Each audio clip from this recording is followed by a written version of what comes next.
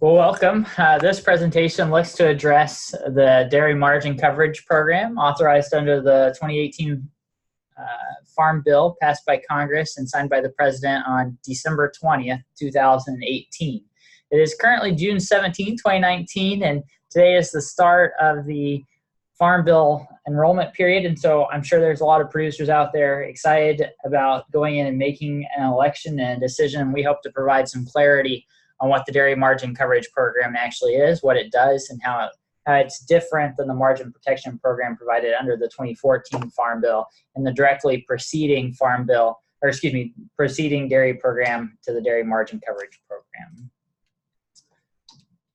So, kind of what we're going to outline and what you saw earlier in a presentation is the Dairy Margin Coverage Program is a public risk management option available to dairy producers. There's a bunch of other private options. Self-insurance is definitely one. Futures and options, not usually used much on dairy operations, especially small dairy operations, but available to dairy producers. Partnerships through cooperatives, something like the Dairy Producers of America would be a producer cooperative that passes benefits and marketing advice on to their producers. Livestock gross margin insurance provided under the federal crop insurance program. Dairy revenue protection that's being made available through American Farm Bureau. It's a program that operates very similar to crop insurance on the dairy side, helps fill in some of those gaps within the dairy industry. We're going to talk about current market conditions and the impact of DMC. We're going to talk about understanding the DMC program fully and in broad context. And then we're going to talk a little bit about participation and election decisions. They're also found in the webinar and the video that's related to using the Dairy Margin Coverage tool, also on the webpage ahead. So a little bit of the mechanics to the Dairy Margin Coverage Program. If you lift up the hood and look under it, the nuts and bolts look very similar to the old margin protection program that we saw in the old Farm Bill. Now, the margin protection program had a couple of issues. First and foremost, it didn't pay out as much as what producers paid in. So it had a negative perception right off the bat that it was a program that didn't work. So they kept a lot of the same mechanics of it, but they had to change the name, give it some rebranding, change the perception. And that's what they did, and they called it the Dairy Margin Coverage Program. The same basic concept still exists. It's based on a margin between milk and feed prices. There is a review of feed prices on how that's calculated, but there is a formula currently in existence. It's a percentage of the Illinois soybean price plus a percentage of the national corn price plus alfalfa price. So that's how they calculate feed price. The Farm Service Agency releases that margin between the all milk price within a month and the feed prices for a month. That is the margin that is released. Any insurance coverage rate, any coverage level that you have, if the margin falls below that coverage level, it triggers a payment on your production. So farms can choose a coverage level and pay the associated premiums.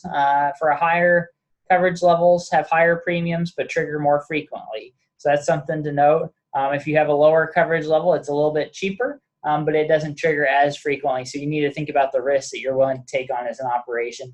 You can only cover a percentage of your historical production. We're going to talk about historical production values here in just a second.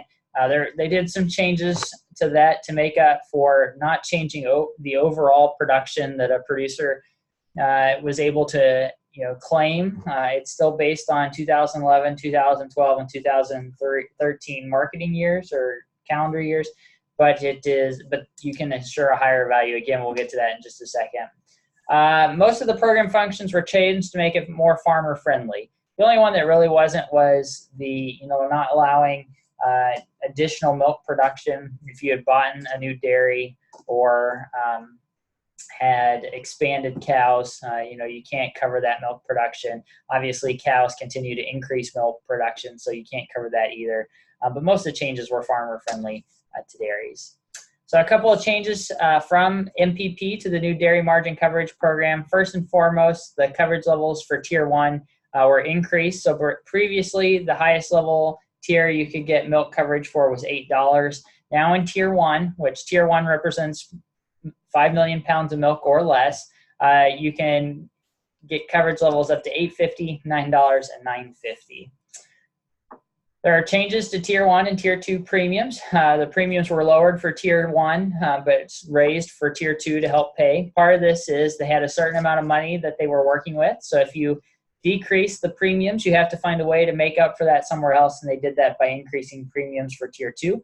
A reminder that Tier 1 is anything below 5 million pounds. Tier 2 is anything above 5 million pounds. And so that's kind of how that's broken down. Your historical milk production is still the highest of 2011, 2012, and 2013. There are a couple of adjustments if you didn't have milk production in those years. We do have ways of calculating, milk production. Also, if you're a new dairy since the start of the year, there's a formula for that as well, because you only have a certain portion of the year that we calculate on. Or I guess if you don't have a full year in 2019, if you started milking recently and you don't have a full year's worth of production, we have ways of calculating that, and that'll be in the frequently asked questions section. But then also the other thing was there was the ability to dual participate in the livestock gross margin program. Under the old MPP program, producers cannot participate in the livestock gross margin program and MPP. Now you can do both the dairy margin coverage, DMC, and the livestock gross margin program under crop insurance. Like I said, there's a review of feed cost. They're going to review corn for silage, and then they're also going to look at the price of high-quality alfalfa for certain states that have high milk production. There's a couple of changes under the old MPP. First and foremost, if you're a producer that had elected to cover milk under the MPP program, you can qualify for some rebate programs. You can get a portion of your money back. You can get 50% back if you take it in cash. So if you just say, hey, I want my money back, I'm going to take my 50% rebate in cash. Or you can get 75% back in cash if you take and apply that all to the new dairy margin coverage program. And you can string that all over a couple of years. You do not have to, if your rebate from MPP is larger than your first year's premium on DMC, you can cover multiple years of dairy margin coverage with your rebate. Production history stayed the same, and this is something that producers aren't going to like. And so because cows increase milk production, you buy more cows, you buy a new dairy. There's lots of reasons why, but they kept the highest milk production from 2011, 2012, and 2013. Previously, you had got bumps, meaning that they had increased milk annually after those values, and they were called bumps released by USDA. You still get to keep those. But there will be no more bumps in production history from here on out. So the period of bumps have ended. So 2018 was the last year of a bump over your base of the highest year of 2011, 2012, or 13. If you're a new operation since 2013, FSA will help you estimate your production history, like I just said before. Or if you don't have a full year, there's a formula for calculating that as well. Your production history is still the same if you have expanded. However, there is some good news. The amount of milk covered did increase. So previously, you could only insure milk under the MPP program between 25 and 90% of your milk history. They've expanded that, and now you can cover anywhere between 5 and 95%. So only a 5% increase on the top bound, but that was largely made to make up for no more production history bumps and to be able to insure those higher coverage levels. The other thing they did was previously under MPP, Tier 1 coverage was 4 million pounds. They increased that to 5 million pounds. And so now anything under 5 million pounds is considered Tier 1. Anything over 5 million pounds is considered Tier 2. That was a change that was made in the bipartisan budget bill that was passed at the start of 2018. So let's look at some of these premiums. Now, just to kind of keep everything straight so this doesn't cause a lot of confusion, the first two columns here are related to the old MPP program. The first column is the MPP program that was passed in the 2014 Farm Bill. The second column that's there in red was the premiums after Congress went back in and made adjustments to the MPP program during the Bipartisan Budget Act. They went in and they slashed those coverage levels, made it cheaper, providing some instant coverage to dairy. The other thing they did during that bipartisan budget bill is they moved Tier 1 from 4 million pounds to 5 million pounds. So those were both changes that were made during that bipartisan budget bill of 2018. This next three columns, that third column is relation to the Tier 2 under MPP dairy. Remember, MPP was 4 million pounds or above for Tier 2, You can see the premiums there. Keep in mind, under all three of those columns, the highest coverage level you could get was $8. Now we're going to focus our attention on this back two columns. So tier 1, which is that fourth column, 5 million pounds or less. You can see the premiums there, and if you look at as they relate to tier 1, you know, they are lower than what we saw under the old MPP program, even after, you know, some of the changes made in the bipartisan budget bill. If we look at tier 2 under dairy margin coverage, you can really start to see that those premiums really start to climb in tier 2. Again, this was to help offset some of the costs in other portions of the bill. I want you to look down. So in the third column, let me see if I can get my drawer here real quick. So let's look at this column real quick right here. Oops, sorry, let's go back.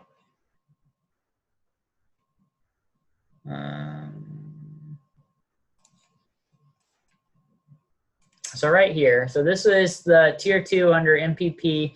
Now let's look at, you know, now we're comparing. Now we're comparing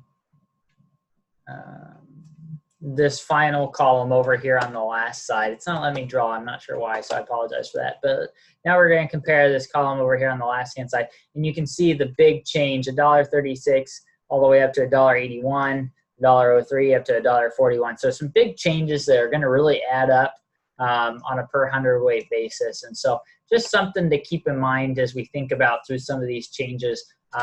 Graphically, oh, hold on, let's get rid of our lines there.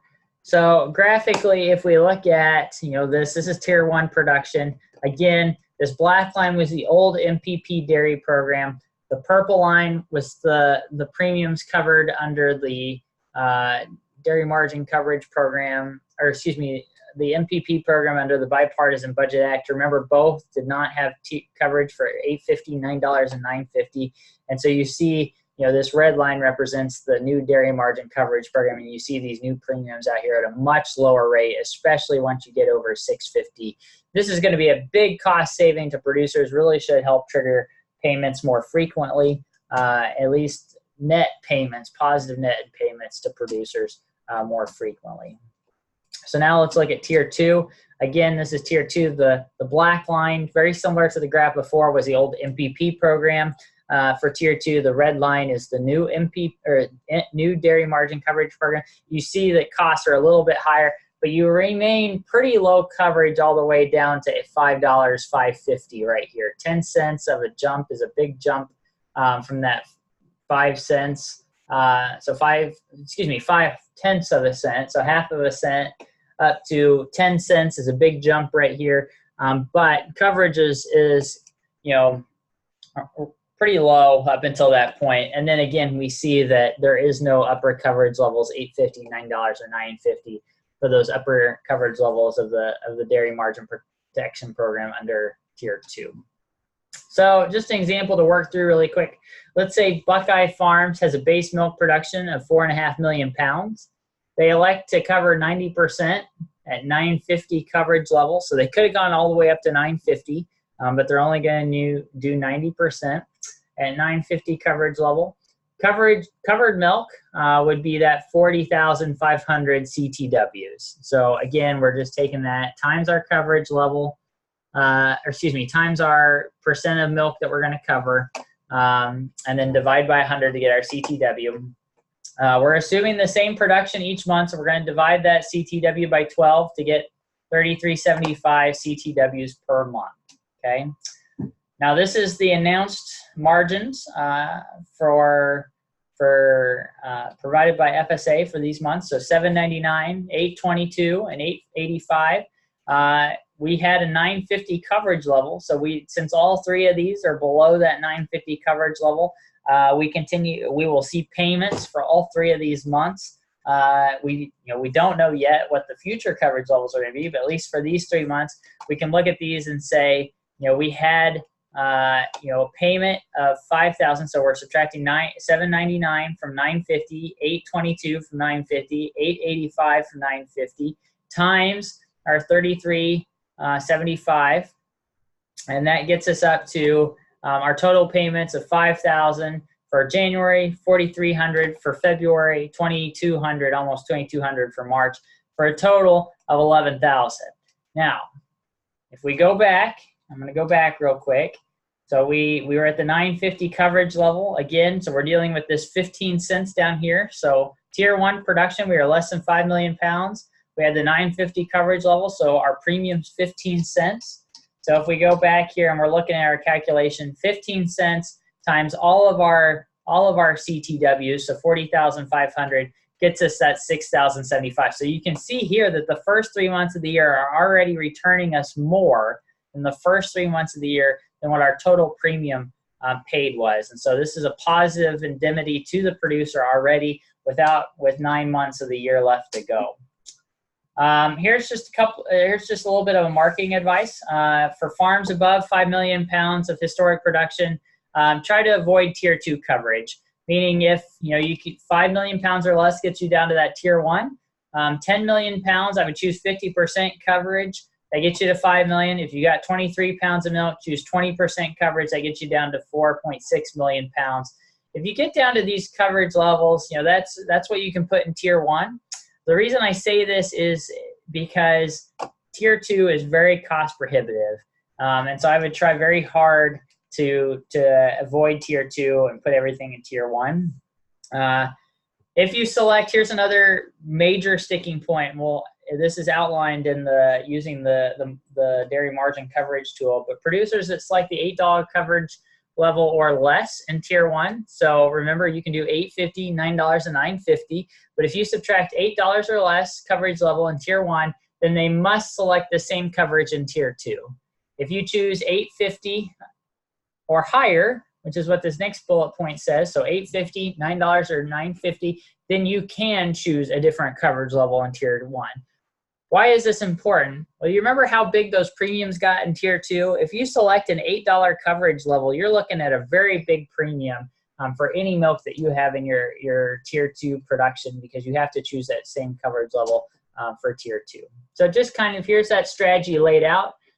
So tier 1 is inexpensive at any level. I mean, it stays, the highest it gets is 15 cents at $9.50.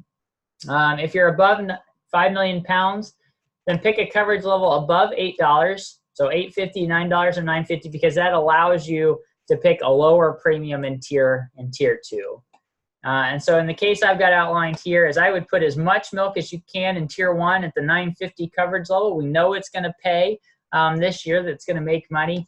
And then I would seriously look at this $5 or less right here because of this big jump between $5.50 and $5, right? So half a cent all the way up to 10 cents per hundredweight. I would keep it, below this $5. And so choose $9.50 up here, and then choose a coverage. I mean, you could choose $8.50, $9.50, or $9. But if you choose $8 at 10 cents for tier 1, then you have to put all of your tier 2 production, whatever's left, at $1.81 at the $8, because they have to be the same. So just something to keep in mind, a point I want to reinforce and drive home. The other thing is that rebate program I talked about.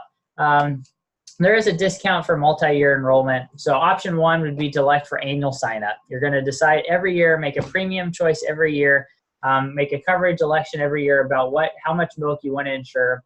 Option 2 is elect coverage once for all 5 years of the Farm Bill and receive a 25% discount on that premium. This is a hard decision to make. I encourage you to look at the tool because it does outline what a 5-year discount looks like for your premiums.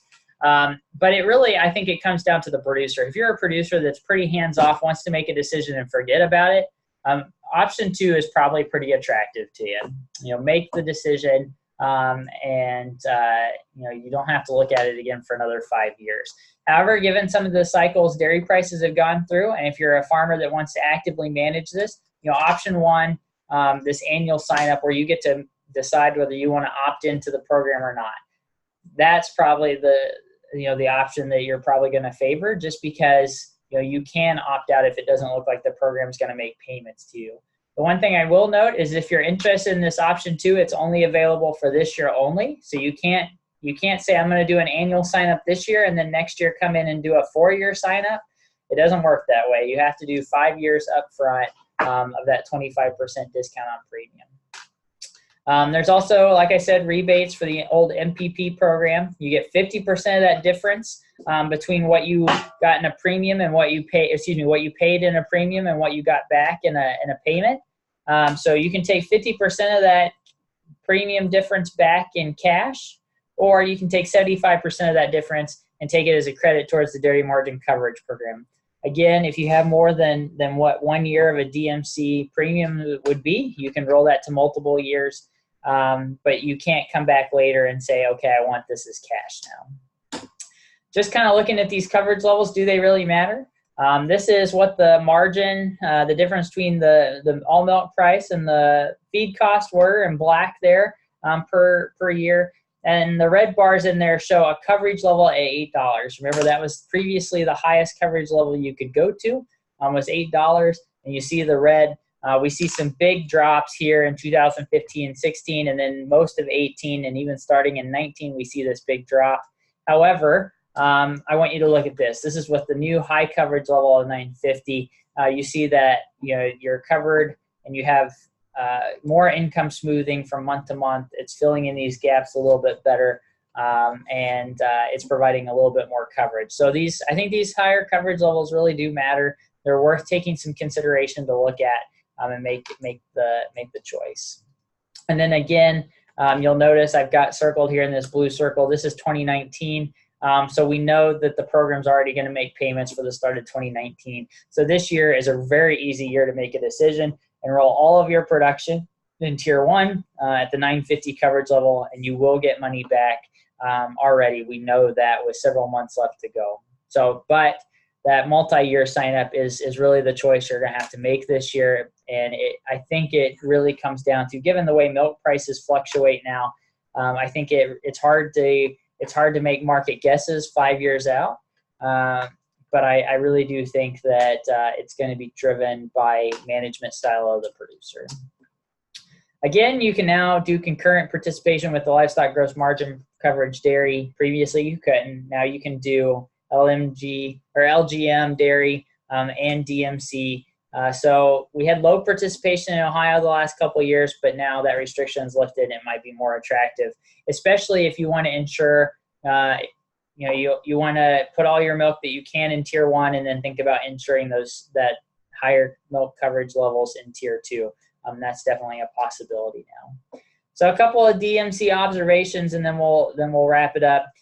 Futures options, forward cash contracts, LGM dairy, and dairy revenue protection are all tied to futures market sentiment, meaning that they're tied to some market in the future that is based on current conditions today, but the price in the future. Very similar to what we see in the corn and soybean markets on the crop side. I would encourage dairies to consider needs and liquidity. I think this is one area where in dairy we haven't done a very good job at that, but I think the dairy margin coverage program gets close to that, looking at the needs of revenue versus, basically or it's looking more at liquidity needs rather than revenue needs. My example here is, when we make a lot of money in dairy, what do we tend to do? We tend to spend it so we don't pay taxes to the government. And we put that money in capital purchases and stuff like that. But when the market turns down and we need cash, then we don't have it because we spent it all in those good years to avoid a tax bill.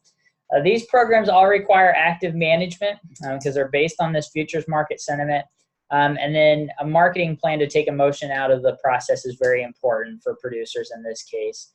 The Dairy Margin Coverage Program is a federal program that does not depend on future market sentiment. It is based on the difference between the all milk price at the time and the feed prices at the time for each month. And so you can set it for 5 years and forget about it. This is kind of the difference between active management above and kind of the hands-off, set it and leave it approach down here in the bottom. And then, like I said, it's based on actual prices for the month, not futures market sentiment. So, and with that, thank you for listening. We really appreciate the attention and paying attention to our video. I do want to give recognition. Some of this information came from researchers Mark Stevenson and Andrew Novakovic at Cornell University. They helped provide insight and information for this PowerPoint, and then this grant and this work is sponsored through the North Central Extension Risk Management Program, which is a program that is then funded by the United States Department of Agriculture, the National Institute for Food and Agriculture, or USDA NIFA. And so we thank them for their partnership in allowing us to do this. And we hope you got something out of it. If you have any questions, please email brown.688@osu.edu. Again, that's brown.688@osu.edu. With any of your questions, we'd be happy to answer. Thanks and have a great day.